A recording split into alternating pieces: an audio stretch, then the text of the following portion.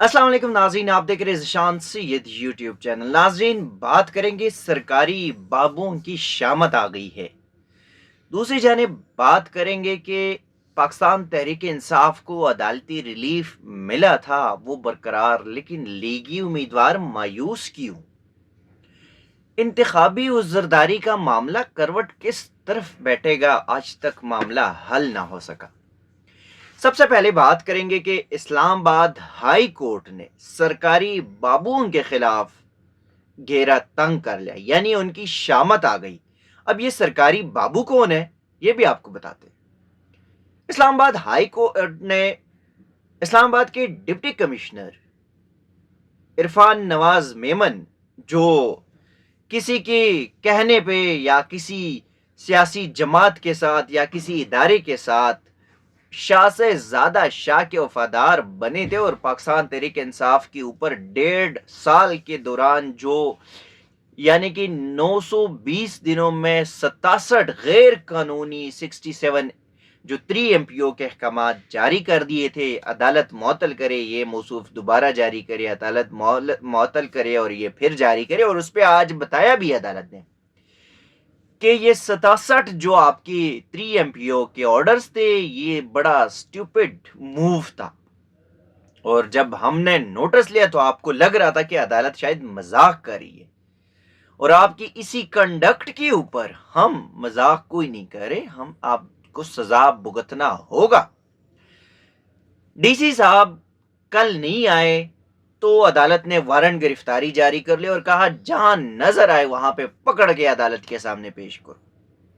खैरपुर से बेचारा डीसी साहब रातों रात निकले, सुबह सवेरे 9 बजे से पहले पहले दूसरी दरवाजे से, अकबी दरवाजे से मौसूफ इस्लामाबाद हाई कोर्ट पहुंचे, जस्टिस बाबर सत्तार की अदालत पहुंचे। अदालत लगी नहीं थी, लेकिन डीसी साहब पहुंच गए थे सुबह सवेरे, और फिर उन्होंने अदालत से माफी भी मांगी जो किसी काम ना आई। और एक शोकाज नोटिस पहले जारी हो चुका था, और अदालत ने दूसरा शोकाज नोटिस भी जारी कर दिया और कहा कि पीर तक यानी 26 फरवरी तक आप जवाब जमा कराए, कोई माफी नहीं है। दूसरा ये कि कल उन्होंने जाना था उम्रे पे, अदालत ने कहा तू कहीं नहीं जाएगा, आपने पाकिस्तान ही रहना है और आप इधर ही रहोगे, और जवाब देना होगा, भुगतना होगा आपने जो गैर कानूनी अहकाम किए थे, गैर कानूनी हरकत किए थे, और जो कंडक्ट था आपका उसके नताइज भुगतने होंगे।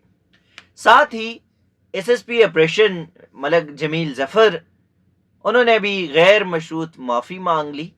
अब उस माफी के ऊपर कोई खातिर ख्वाह अदालत ने कुछ कहा नहीं, लेकिन 1 मार्च तक वो समात गई, और यूं कहें कि सरकारी बाबुओं की शामत आ चुकी है। देर आए दुरुस्त आए, या जिसकी लाठी उसकी भैंस वाली कहानी होती है। पहले डीसी की कहानी थी, उनके हाथ पावर था, उन्होंने सारा कुछ करना था जो कानून में था या नहीं था, लेकिन उन्होंने इस्तेमाल किया। अब हाई कोर्ट में जस्टिस बाबर सत्तार के हाथ में कानून है, वो वही फैसला करेंगे जिससे वो मुतमईन हो, और फिर डीसी साहब देखते हैं कि डीसी साहब का मुस्तकबिल क्या बनता है, SSP ऑपरेशन और SP सदर का मुस्तकबिल क्या बनता है। दूसरी जानिब बात करेंगे कि PTI को दिया गया रिलीफ बरकरार, तो लीगी उम्मीदवार वो मायूस क्यों हुए? हुआ ये कि जब 8 फरवरी को इंतखाबात हुए, इंतखाबात के बाद इस्लामाबाद की 3 हलकों के जो नोटिफिकेशन थे उसको चैलेंज किया गया था। सिंगल रुकनी बेंच ने उसको वो कुछ भी नहीं किया, दरख्वास्त ही निपटा दी, इलेक्शन कमीशन भेजने का कहा। इलेक्शन कमीशन में चूंकि स्टे दिया था, उन्होंने ICA में इंट्रा कोर्ट अपील में, और इंट्रा कोर्ट अपील में आके इस्लामाबाद हाई कोर्ट के जस्टिस मियागुल हसन औरंगजेब और जस्टिस अरबाब मोहम्मद ताहिर ने इलेक्शन कमीशन ने जो जारी किए थे 3 उम्मीदवारान मुस्लिम लीग नून की, अंजुम अकील, तारिक फजल चौधरी और राजा खुरम नवाज की जो नोटिफिकेशन थे वो सस्पेंड किए इलेक्शन कमीशन को कहा आप इस मामले को देखें। इलेक्शन कमीशन जो है वो मामले को तो देखते रहे, लेकिन कोई ऑर्डर नहीं आया।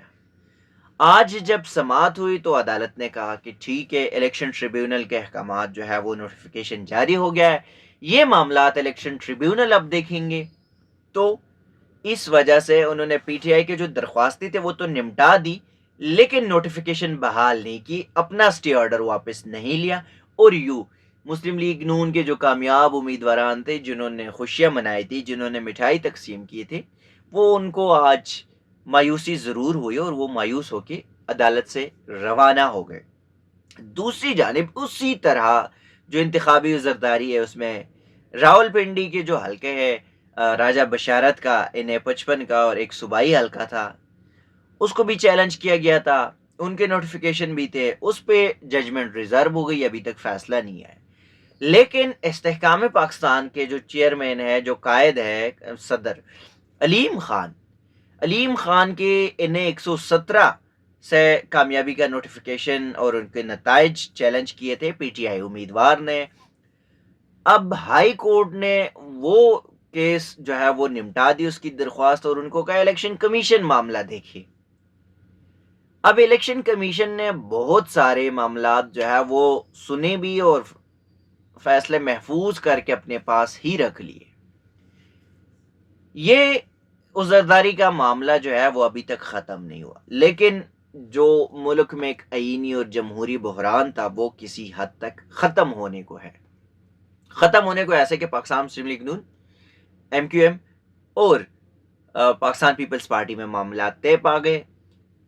چیئرمین سینٹ، صدر، گورنرز، یہ 11 وزراء اگر کابینہ میں جاتے ہیں تو 11 وزراء ہو جائیں گے اور 3 ایڈوائزر ہوں گے اور صدر ہوگا۔ لیکن چونکہ اب بات بالکل اس طرح آ گئی ہے، تو ہوا یہ کہ governor Khyber Pakhtunkhwa, governor Punjab, chairman senate, صدر پاکستان اور بلوچستان میں مخلوط حکومت ہوگی۔ یہ پاکستان پیپلز پارٹی کی شرائط ہے جو مسلم لیگ نون مان چکی ہے۔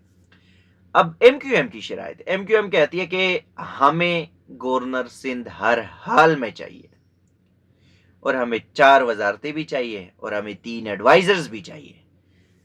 تو یوں مسلم لیگ نون کو کچھ نہ کچھ ان کو بھی دینا پڑے گا۔ لیکن پاکستان تحریک انصاف کے حوالے سے اگر بات کروں تو پاکستان تحریک انصاف اب تحریک انصاف نہیں رہی۔ قانونی طور پہ جو تحریک انصاف کے ٹکٹ ہولڈرز تھے، جو آزاد امیدوار تھے، جو پی ٹی آئی کے پلیٹ فارم سے جیت چکے تھے، وہ اب سنی اتحاد کونسل کے امیدوار ہوں گے، ان کے ممبران ہوں گے، اور انہی کے کاغذات کو چلائیں گے، ان کا منشور ہوگا سارا کچھ۔ اور اس وقت تک 86 پاکستان تحریک انصاف کی 86 امیدوار جو ہے انہوں نے اپنے کاغذات یا اپنی بیانی حلفی یا سنی اتحاد کے ساتھ الحاق یا وہاں پہ اعلان کے حوالے سے جو فیصلہ ہے، جو کاغذات نامزدگی ہے یا جو بیانی حلفی ہے، وہ الیکشن کمیشن کو جمع کرائے جا چکے ہیں، لیکن ابھی بھی بہت سارے باقی ہے۔ تو ناظرین، یہ تھی آج کی حال احوال جو میں نے آپ کے ساتھ شیئر کی۔ تب تک کے لیے دیجیے گا اجازت، اللہ حافظ۔